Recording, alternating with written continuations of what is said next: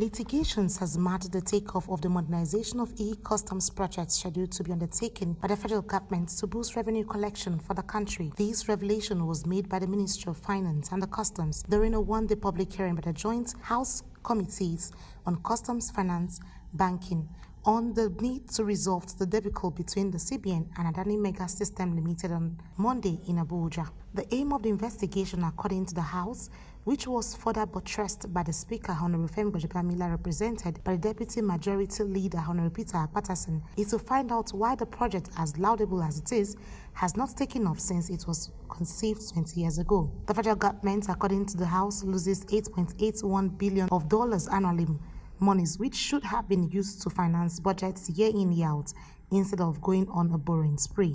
Success and failure of any policy, legislation, or government regulation depend almost entirely on the institutions and individuals responsible for implementing such policies and enforcing such legislation and regulation.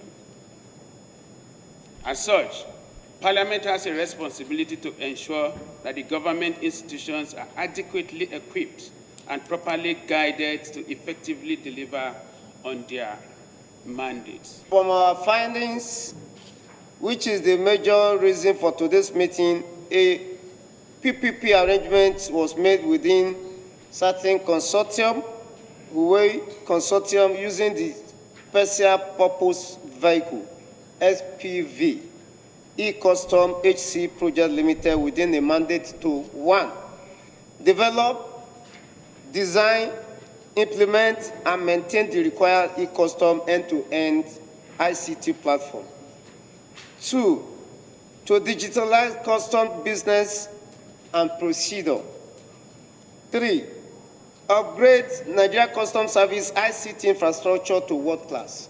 But in its reactions, the Ministry of Finance blamed the countless litigations on the proposed e-customs between the CBN Technical Committee on Comprehensive Import Supervision Scheme and Adani Mega Systems Limited as responsible for the setback. In a letter with reference to DIR, you can see the reference there, dated 18 September 2017, the Technical Committee cancelled the agreement following further due diligence, which revealed that the technical partners of the company, Messrs. Adani International Limited, a company registered in the United Kingdom, did not possess the required expertise in relation to the project field, nor proven track record in the execution and operation of projects in the field covered by the contract.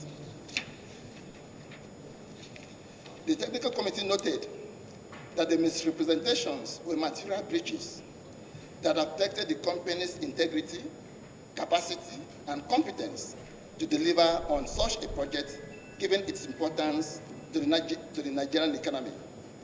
A copy of the letter is enclosed as Annex 1. Members who have copies would note, please.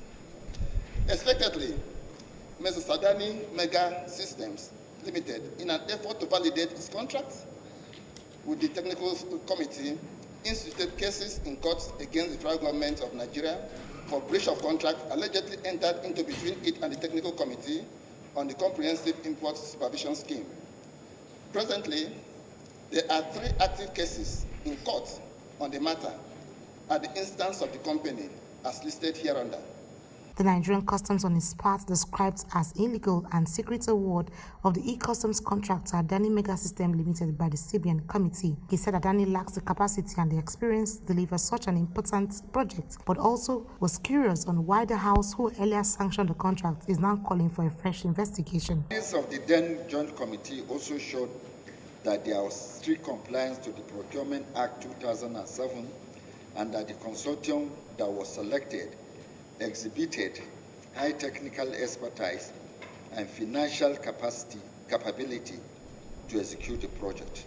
After due consideration of the process of award, the Joint Committee found no breach since none of the extant laws were subverted. It is therefore curious that the same House is raising the same issue again.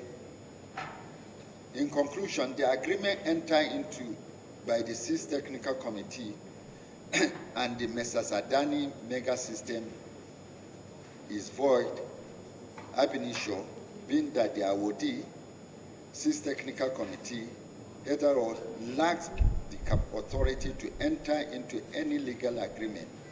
Mrs. Adani Mega System Limited misrepresentation of their technical partner. It is also a matter of breach of agreement, which demonstrates their lack of integrity, capacity, and competency to deliver on such an important project to the Nigerian economy. Lawmakers, however, demanded an open apology from the customs for the indictment.